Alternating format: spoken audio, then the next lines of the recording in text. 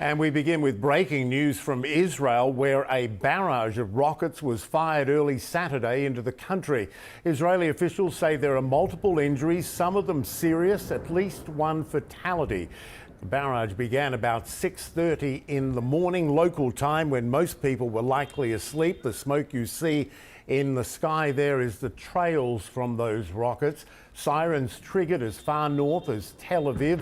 CNN's Hadas Gold joins me now live from Jerusalem. I don't think I've seen anything like this for a while. This appears to be a large-scale coordinated attack, and even reports of Palestinian fighters inside Israel, which would be extraordinary. What are you hearing?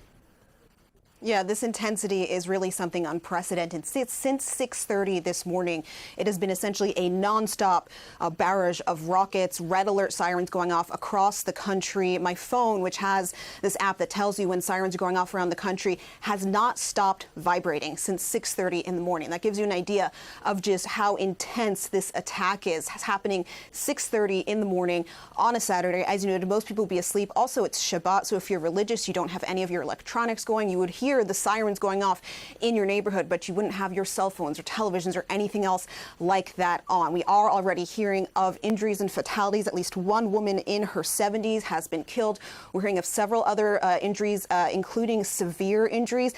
Michael, these rockets are going off across the country, everything from the southern part of Israel and the Negev in Beersheba to northern Tel Aviv, even around the airport. That could lead to the airport potentially being shutting down. And actually, even here in Jerusalem, when I was on my way here to the CNN studios, I heard at least two what sounded like booms, some sort of explosions in the sky. No sirens have gone off within Jerusalem itself, but that gives you an idea. If we're hearing something in Jerusalem, typically Jerusalem tends to be sort of kept out of these sorts of conflicts. That gives you an idea of how intense this could be. And then we have something new, these infiltrations. The Israeli military has confirmed that there have been some infiltrations. What they call a number of terrorists have penetrated into Israeli territory from the Gaza Strip. We've seen reports of militants in the backs of pickup trucks firing in neighborhoods in southern Israel. Just listening to hear if I can hear an announcement potentially from the street, but that gives you an idea of how this is completely unprecedented here. The idea of militants infiltrating Israel. We don't know whether they came in this morning, whether they were already within the country prior to this happening, because there are thousands of workers from Gaza who are allowed to enter Israel every single day with work permits to come in. It is not clear yet how these people managed to get in. Of course, the question is why? Why is this happening? We are getting statements as we speak from Hamas. They say that they claim they fired more than 5,000 missiles towards Israel. They say that they've previously warned the enemy. They're talking about the Al-Aqsa Mosque compound, which is also known as Temple Mount, a place so holy for both Jews and Muslims, saying that Jews have been desecrating, that Israel has been desecrating the mosque because there have been several hundred Jewish visitors to the compound within the past week or so during the Jewish holidays.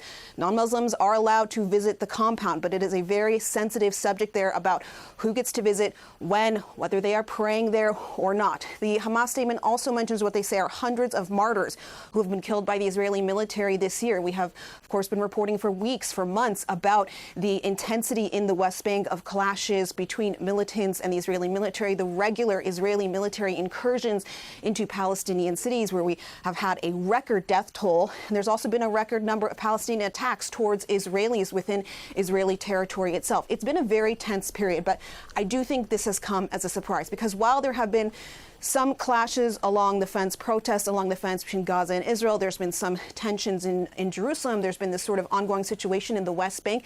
The intensity of what we've just seen in the last few hours is something I don't think anybody was expecting, because there was no clear trigger point that caused it.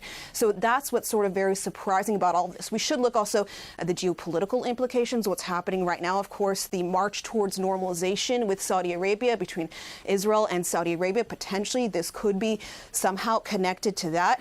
Right now, though, we should be looking for what the response will be. And the response from the Israeli military, I will tell you, I'm quite sure will be quite big, because this has been such a big, unprecedented attack, including these infiltrations on the ground. We know that the Prime Minister's already been briefed. He's holding a security assessment. We should expect a very major response from the Israeli military, and this could drag on for quite some time.